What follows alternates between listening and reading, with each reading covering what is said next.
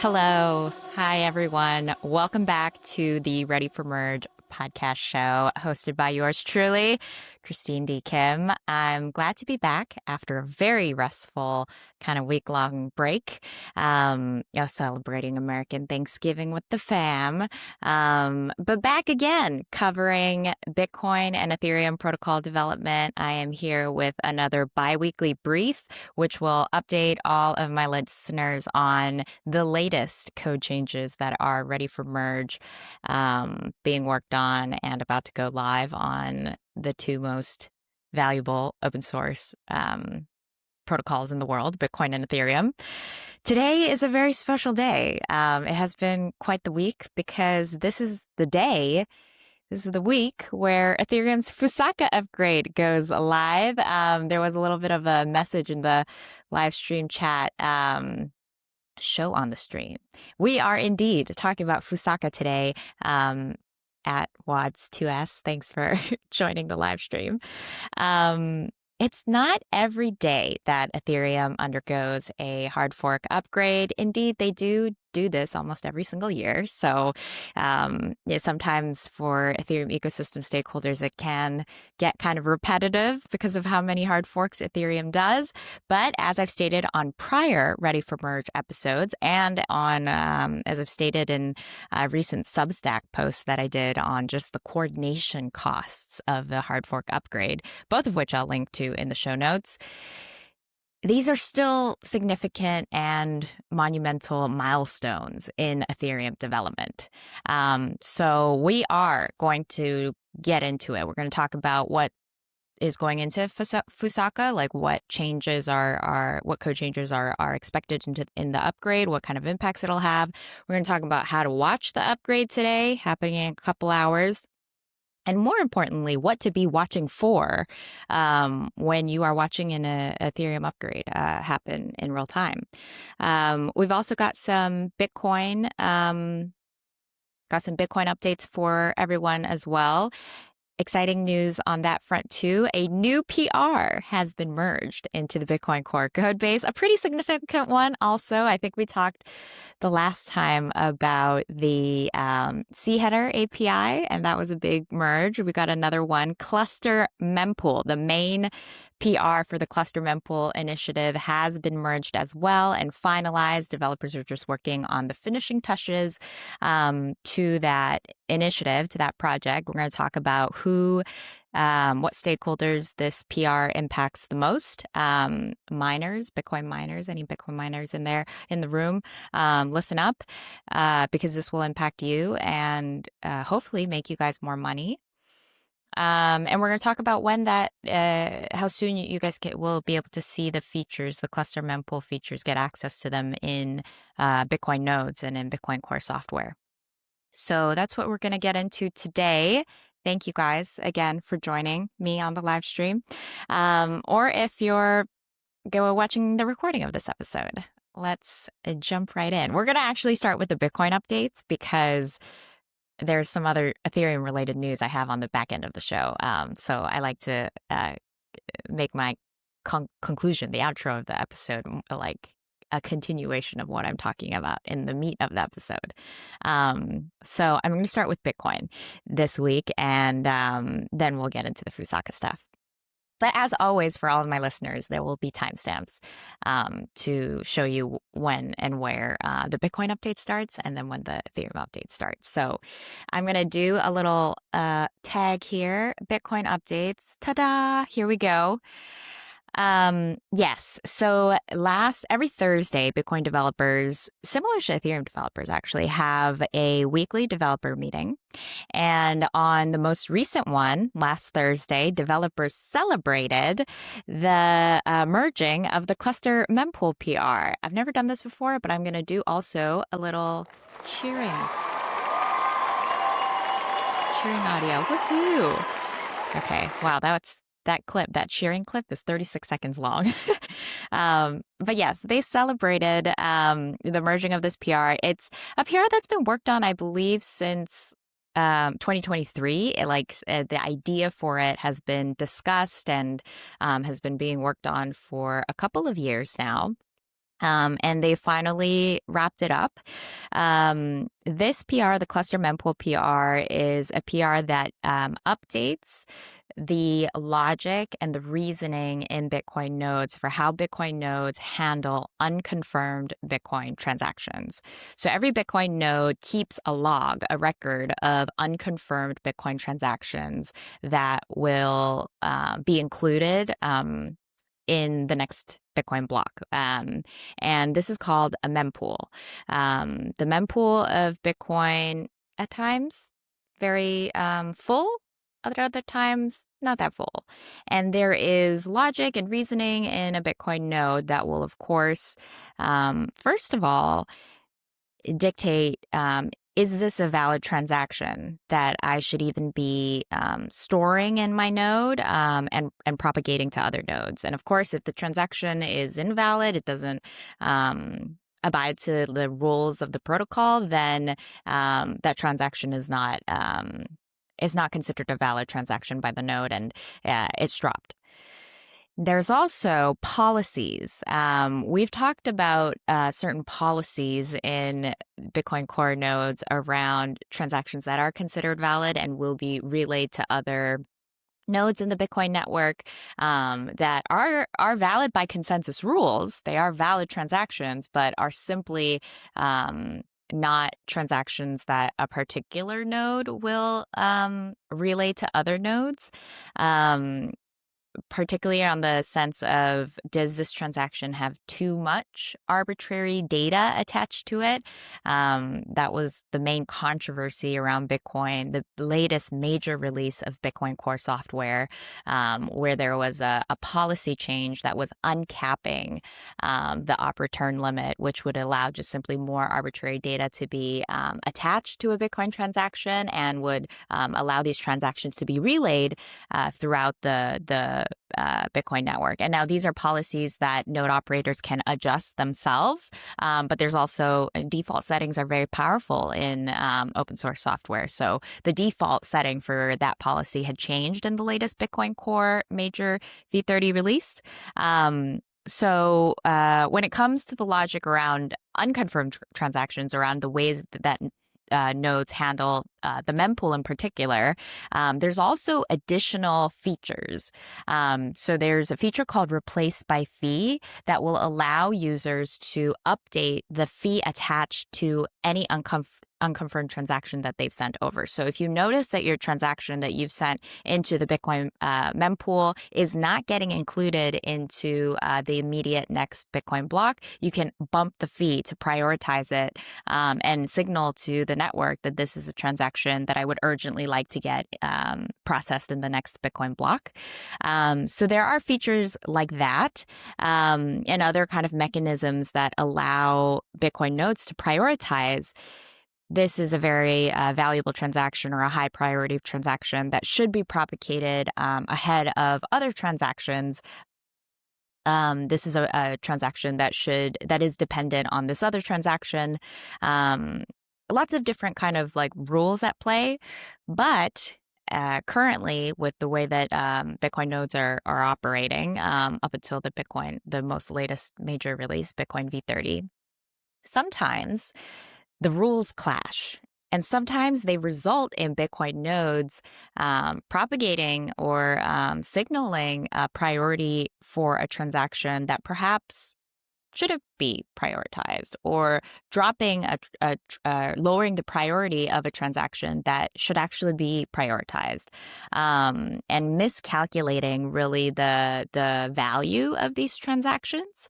And there's a great delving Bitcoin research post by one of the core developers that has focused quite a bit on the Cluster Mempool project, and he really shows the case studies, like the examples of when the current mempool policies and features don't actually result in the most valuable block that could be created, that misinterprets the dependencies of Bitcoin transactions and their value, and miscalculates kind of ultimately like the total fee for a block, and funks up the fee estimation for transactions. So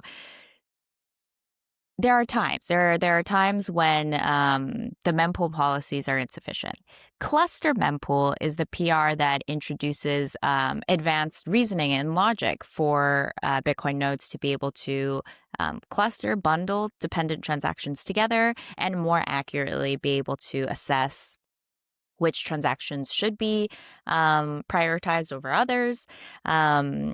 And this is primarily very, very good for Bitcoin miners, because for Bitcoin miners, they obviously want to create the most valuable blocks they can. And if they're leaving money on the table in fees, then that may impact their bottom line. So this is a PR that is, particularly beneficial for Bitcoin miners. It's also, of course, very beneficial for node operators of Bitcoin, because now your node will be able to respond more effectively to fluctuations in mempool activity. So when you see that the mempool is extremely full, there's a ton of transactions, your node will be smarter about which pending transactions to drop and which ones to keep around and which ones to propagate based on their fee, based on the reasoning, the logic of some of these new rules and policies that have been implemented via Cluster Mempool. And I'll note that Cluster Mempool as a PR, as a feature, as a code change in Bitcoin Core, it is another policy change. It's another policy change for how nodes reason about unconfirmed transactions. It does not change anything about the validity of Bitcoin transactions. It is not a change to Bitcoin consensus protocol. The Bitcoin protocol still works the same way that it has for the last several years. This is not a soft fork change. This is simply a change for policy, the policy that Bitcoin nodes use to hopefully be able to operate in a more efficient, computationally resource efficient way, and hopefully a more resilient way to be able to respond to fluctuations in mempool activity without, edge cases of like denial of service attacks or finding degraded performance when there's a high fluctuation, suddenly a large amount of on-chain activity happening. So that's kind of the gist of what the Cluster Mempool PR is. Now developers are really focusing on polishing the PR. They're creating documentation for it, for wider testing of that PR. And that PR has been merged into the main Bitcoin Core development branch. So because all of Bitcoin Core software development is open source, of course, you can always see the features being worked on in Bitcoin happening just openly on GitHub. But now if anyone goes to the official Bitcoin Core repository, this PR is one that you'll be able to see in its finalized form in the main branch. There are additional PRs related to it that are still pending. And normally, even when these features do get added to the main branch, the main development branch for Bitcoin Core, they're not adopted by all Bitcoin node operators as these PRs get merged. That is not the way Bitcoin Core software development works. Usually, Bitcoin Core developers do about 2 releases, 2 cuts of the main development branch a year. So all of the code changes that have been finalized between the previous release, the previous major release, to the next one, which is about a 6-month period, they bundle all those together into one release, so they call it, with documentation, again, release notes about all those features, like summarizing all the features that had been worked on and finalized over that time period. And the most recent release, major release, happened in October, this October. So the next one, V31 for Bitcoin Core, is coming up in April, which is probably when most node operators will choose to adopt or not these features, the Cluster Mempool PR, because the Cluster Mempool PR, since it was finalized after the V30 release, it's going to go into the V31 release. And again, because it's not a consensus change, this is one of those one of those code changes that developers can take their node operators, I mean, can take their time adopting. They don't need to immediately adopt that code change as soon as it goes out, or they'll be like booted off the network. It's not a hard fork. Bitcoin Bitcoin development culture is very much about backwards compatible changes, so that node operators have the flexibility to choose to upgrade on their own time. So that is the status of the Cluster Mempool PR. If you're a Bitcoin miner or a node operator that is very interested in getting an advance, tryout of these new features, just go to the Bitcoin Core main GitHub repository, and you'll see that it's one of the most recently merged PRs that you can already start to review, and even maybe participate in the polishing of it as developers get it ready for the major release, for the V31 release coming out in April. So yes, I have a little bit of a write-up on this PR that went out this morning that I'll link in the show notes of today's episode if you want to get more information and find direct links to this code change, which you can read about in more detail on the Bitcoin Core GitHub page. So yeah, kind of exciting. Another successful code change / feature researched, developed, and finalized in Bitcoin Core. So yes, clap, clap, clap to all the Bitcoin Core developers that worked on this. Let's talk now about Ethereum. I'm actually doing really great on time this week, which is amazing. I always say on these episodes I feel rushed, but not today.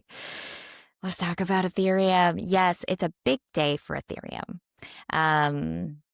Because Ethereum is going to undergo a backwards incompatible upgrade. One of those upgrades where all node operators do have to ensure that they have the most updated software, the most updated client software, or at least the software that activates the necessary code changes, at the very least integrated and adopted and downloaded into their nodes, their computers, by a target date. Because if they don't, these nodes that have not upgraded to the relevant software will be booted off the network. They will be validating a different protocol, a different chain. So this upgrade that is coming up in just a couple hours, we are recording this at 11 a.m. ET, December the 3rd. The Fusaka upgrade is going live on Ethereum Mainnet at 4:50 p.m. Eastern Time. So about like 5 hours. In 5 hours of the show's recording, the Fusaka upgrade is going live. And just on the note of upgrading, whoever is running an Ethereum node, note that certain client software. Oh my gosh, I had a little bit of lipstick on my teeth. They're great that I have a camera that even shows that.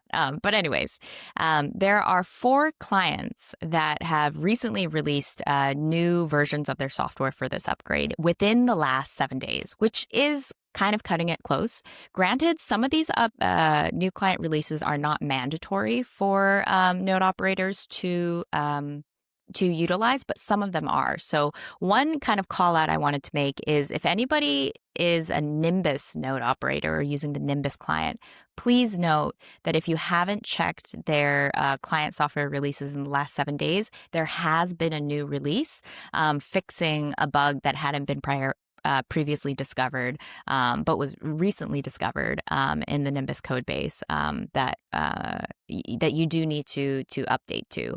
There's a couple of other client releases that have come out, 3 other ones, but I'm going to link in the show notes to the Substack post I did, just summarizing all 4 of those and highlighting all 4 of those client releases. And in that same post, we have a little explainer of what's going into Fusaka and what the heck the Fusaka upgrade actually does. The Fusaka upgrade is a bundle of 12 different features, 12 different Ethereum Improvement Proposal, EIPs. Technically, it's 13 EIPs if you include the JSON RPC change that basically standardizes how fork configurations are done in all of the Ethereum clients, or at least I believe. I think it's all the Ethereum clients. It could be all the Ethereum execution layer clients. For Ethereum, again, there's two different types of software clients that node operators need to run together if you want to operate a fully functioning Ethereum node, an Ethereum execution layer client, and then a consensus layer client, and then a third piece of software called the engine API that actually allows those two CL and EL software clients to communicate with one another. It's gotten more complicated over the years to run an Ethereum node, but there's work that's being done. Even coming out of the recent Ethereum conference, DevConnect, to try and simplify things back down for Ethereum node operators. But anyways, it's 13 EIPs if you also count the JSON RPC change for configuring upgrades on Ethereum. So Fusaka is about the same number of features, if not more features, than the prior upgrade that went live on Ethereum earlier this year called Pectra. And Pectra at the time was thought to be the largest Ethereum upgrade by number of EIPs. And lo and behold, we've got Fusaka coming up later today with 13. So a lot of changes coming up. How am I going to get through all of this? Well, I'm going to bundle it. I'm going to bundle these code changes and just kind of summarize, give you guys the bird's eye view of just the most important ones. So 4 really important impacts of Fusaka that my listeners need to know. This is what's going to change about Ethereum after 5 hours. Within 5 hours or after 6 hours, from 5 hours onwards. I'm not saying that right. But you get what I mean. I know you do. First impact, layer 2 scaling. The Fusaka upgrade is going to basically more than double the block space for blob transactions. So right now, there's a maximum or a target of about 6 blobs per block that can be included. And this target target for blob transactions is going to increase over the coming month after Fusaka to 14 blobs. It's going to go from 16 to 14 through Fusaka, and then 2 additional hard forks, which are called blob parameter only hard forks, that will adjust the blob capacity 1 week after Fusaka, and then I believe like 4 weeks after Fusaka. And blob transactions are a specific type of transaction that is particularly useful for layer 2 rollups on Ethereum, because it just gives them a dedicated fee market and a dedicated block space to be able to commit arbitrary data down to Ethereum. And this is very important for layer 2 operations. They do this quite frequently. They batch together user transactions on their protocol and commit them down to Ethereum for additional data availability and verifiability. Because Ethereum's network of decentralized node operators is significantly more larger than these newer layer 2 protocols. So this is great. Fusaka will introduce significant scaling improvements for data availability, for layer 2s to be able to operate more cheaply on Ethereum with, again, that more than doubling of blob space. Second, pretty important impact of Fusaka is the rest of block space for all the other types of transactions, the regular transactions. You want to send ETH to another friend on just layer 1 Ethereum. The block space for the regular block space of Ethereum with regular transactions, that has already increased by 33%. And there's a bunch of code changes in Fusaka that allow developers to continue to increase the block size of Ethereum just for regular transactions again after the Fusaka upgrade. So on the latest developer call, which happened on Monday, developers were talking about even potentially doing another block gas limit increase, which simply increases the size of an Ethereum block, as soon as, say, like sometime in January of next year. So lots of code changes and features that will allow developers to more accurately test exactly how big can we make Ethereum blocks without negatively impacting the decentralization of Ethereum. One of those layer one scaling improvements has already gone live because that's the default setting of now more than half of the validators of the node operators on Ethereum. So layer one scaling, layer two scaling. Two other important impacts: smart contract development improvements. So anyone that is trying to code applications or anybody that's trying to build different services that use smart contracts on Ethereum, there's going to be a new opcode that will make a certain mathematical operation more cheap for your contract to do. It's called counting leading zeros opcode. And this is just apparently like a function that a lot of different smart contracts rely on and has been a bit overpriced or more expensive for smart contract developers to use, even though it doesn't take up relative to the computational resources that it takes up to actually do that mathematical operation. So now there's an opcode that will be able to price it more cheaply.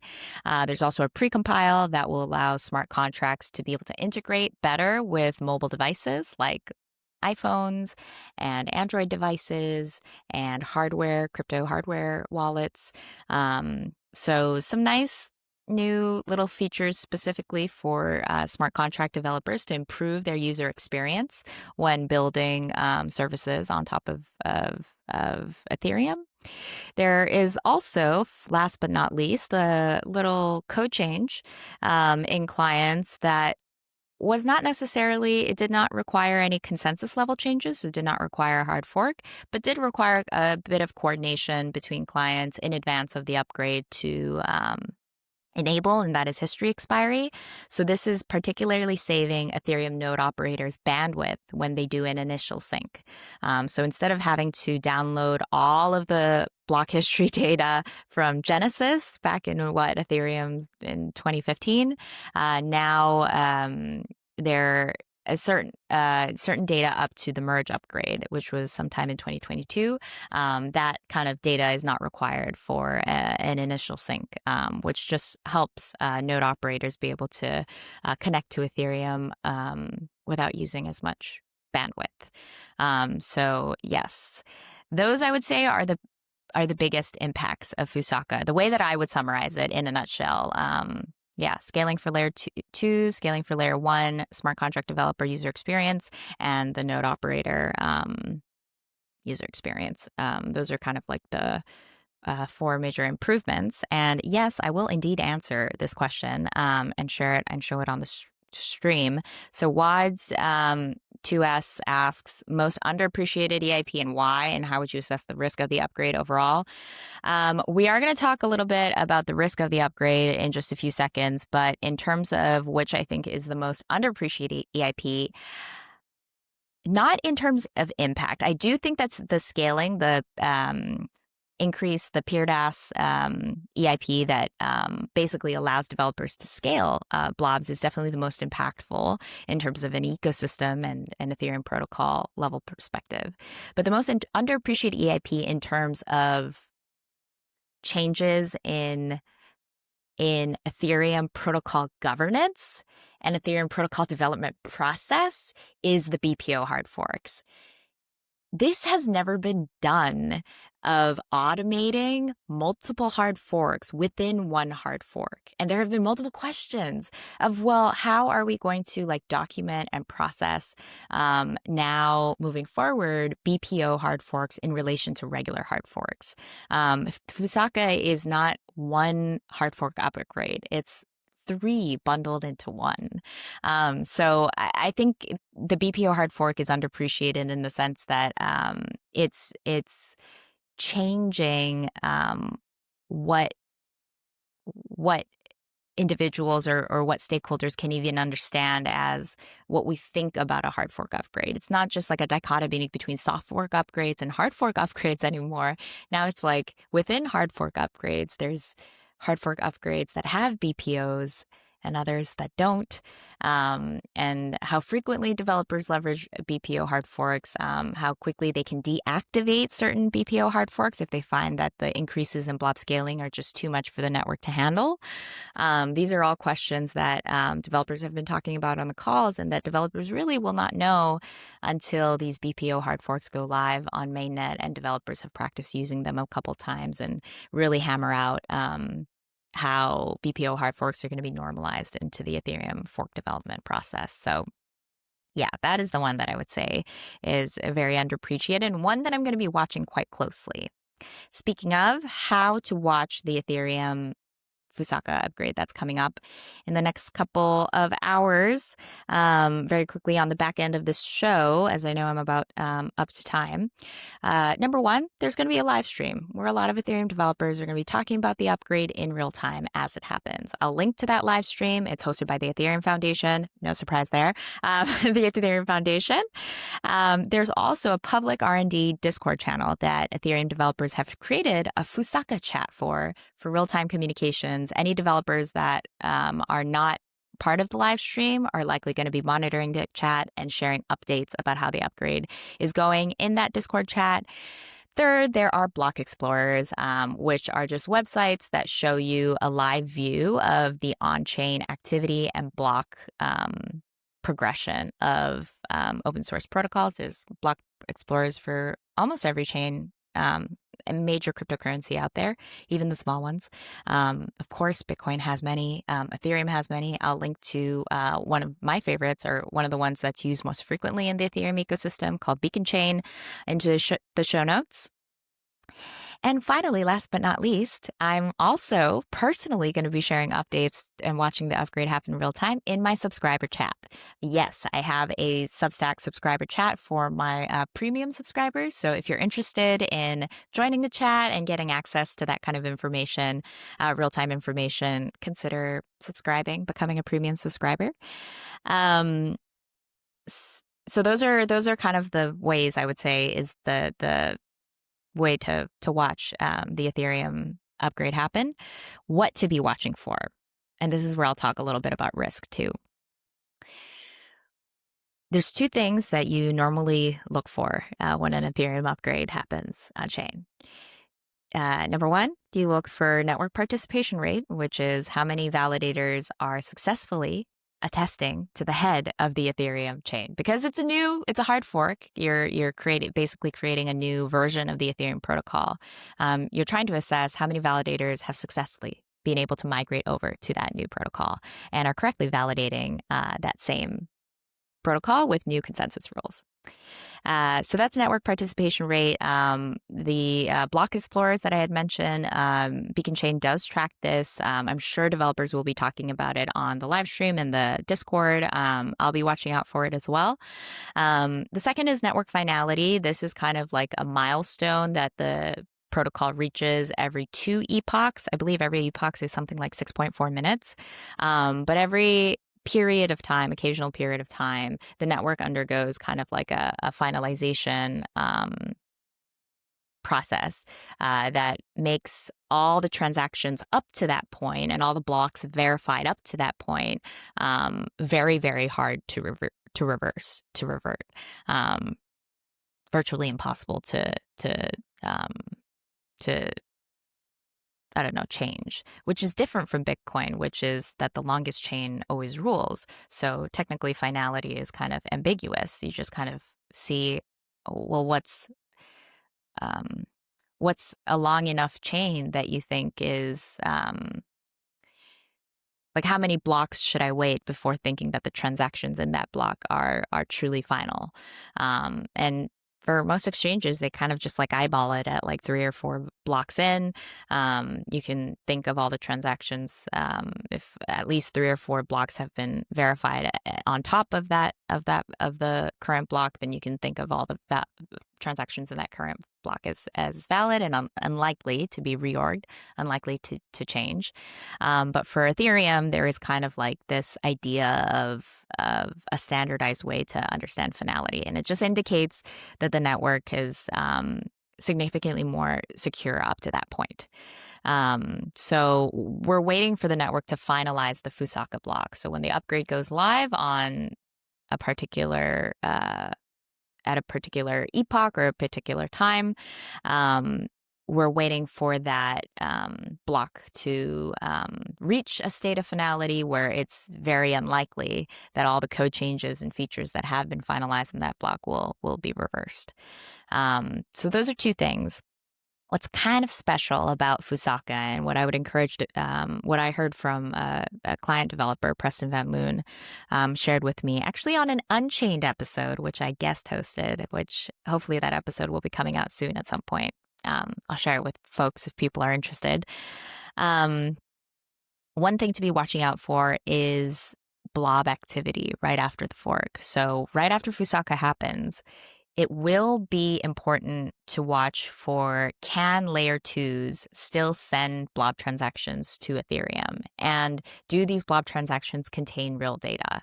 Of course, with PeerDAS, with some of the features in Fusaka that impact layer 2s and allow developers to scale data availability on Ethereum, there are some changes in the formatting of blob transactions in their proof, in the proofs that need to be attached with these blobs. And for one of the prior testnets, layer 2s were caught off guard about some of these changes. So watching for blob activity in real time, I think is going to be another important indication of the network of the upgrade success. Has Fusaka gone well?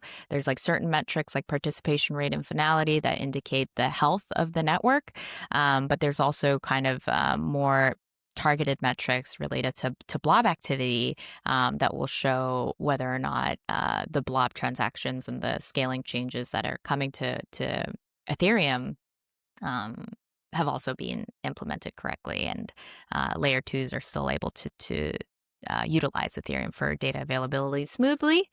So those are some important things to be watching out for. Again, as I mentioned kind of earlier, this is not the only hard fork upgrade that Ethereum will undergo in the near term. Next Tuesday, there's the first hard fork for the blob parameter only hard fork. It's going to bump the blob data availability. It's going to bump the target from 6 blobs to 10 blobs. And then on January 7th, there's going to be a second hard fork at BPO2 that will bump that number to the final number, pre-scheduled number, which is going to be a target of about 14 blobs per block. And again, for these BPO hard forks, I would just watch it and treat it similarly to the way that I'm treating Fusaka, looking out for network participation rate and finality after these blob parameter only hard forks, and also looking to see if,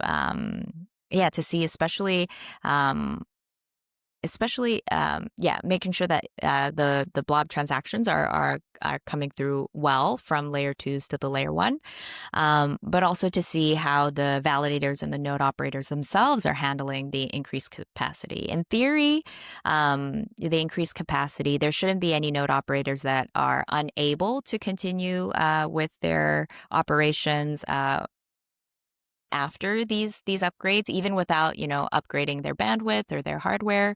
But I do believe that there will be some home stakers, more recreational validators who operate nodes just for the fun of it and are not perhaps on the highest grade equipment, that may find it difficult to produce blobs may find it difficult to produce blocks with the highest number of blob transactions possible, especially as the blob capacity continues to increase with these BPO hard fork. So one of the things I'll be looking out for is, how the home staker community is doing, and how their operations are going after these BPO hard forks, in the aftermath of the BPO hard forks. We won't know that until a couple of weeks into the upgrade, of course. The ETH Staker Discord, I would say, is another great resource, especially on the front of home stakers, to just know what the reaction is from that stakeholder group in Ethereum to these code changes that are going to be activated imminently. But also even just looking for things like the number of orphan blocks. Are there any blocks that are being missed because certain node operators are not able to produce the block in time with all these new scaling updates. Now, again, that's not what developers expect, because they've designed this in such a way where all node operators should be able to still operate comfortably. However, I think those are concerns to be watching for. So on the question of the risk of this upgrade, overall, I think because of how many features are going live, because of how much more quickly, as I've discussed in prior episodes, Fusaka has been developed compared to prior episodes, and some of these major scaling changes that are coming in Fusaka, I'm a little bit more concerned about this upgrade in terms of how it'll go than, say, prior upgrades. But that being said, other developers are definitely not. I was, again, talking to Preston earlier for the Unchained guest episode hosting, and he was sharing that though the number of EIPs is the same, if not larger, than the prior Ethereum upgrade Pectra, the parts of the Ethereum code base that these features touch is actually a smaller surface. So in terms of technical risk, I think their technical risk is similar, if not less. In terms of ecosystem impact, how L2s will respond to this, how home stakers are going to respond to this, I'm a little bit more wary and going to be watchful for Fusaka. And on that note, I have a little bit of an exciting announcement. On Fusaka, there is one other amazing resource that I want to highlight on how any listeners that are interested in Ethereum protocol development and how this Fusaka upgrade has gone and impacts the network. If you're interested on all this stuff, next Wednesday on the next Ready for Merge episode, I'm going to be doing the first live guest episode recording with two developers that have been very close to the entire Fusaka development process. One of them is a client developer, and the other one, I kind of like to think of him as the taskmaster for Ethereum upgrades. Both of them are going to be joining me on the Ready for Merge show to talk about the Fusaka upgrade, how it went, and how the BPO, the first BPO hard fork ever to go live on Ethereum Mainnet went. So please do stay tuned for that episode. It's actually going to go live next week. We're going to record it live 1 hour earlier than my regular Ready for Merge episode. So these shows are bi-weekly briefs are usually recorded at 11 a.m. ET, but next Wednesday, the show will go live 1 hour earlier. So just mark your calendars if you do plan on coming in and joining the live stream.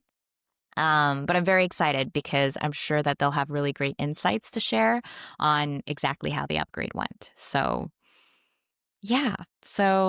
expect to hear more and get the full TLDR on the aftermath of Fusaka on next week's Ready for Merge episode. Yes, that is all. I know I went over time, but I felt like today was a bit of a special day. It's a special episode. Today's the day Fusaka goes live, and I wanted to make sure everyone is well up to date and give you guys the update on the latest code changes that have been merged into Bitcoin Core. Thank you all so much for watching and tuning in. Thank you to everyone who is also listening via the recording of this episode. You are all of you are now officially caught up on what's ready for merge in Bitcoin and Ethereum. If you want any more information on what I talked about in today's show, please do check out the show notes of today's episode. Be sure to like, subscribe, share, do all the things wherever you're getting this episode on whatever channel you're getting this on. And I hope that you'll be back to listen/watch again next week. So yes. Have a great week, everyone. Thank you. Bye.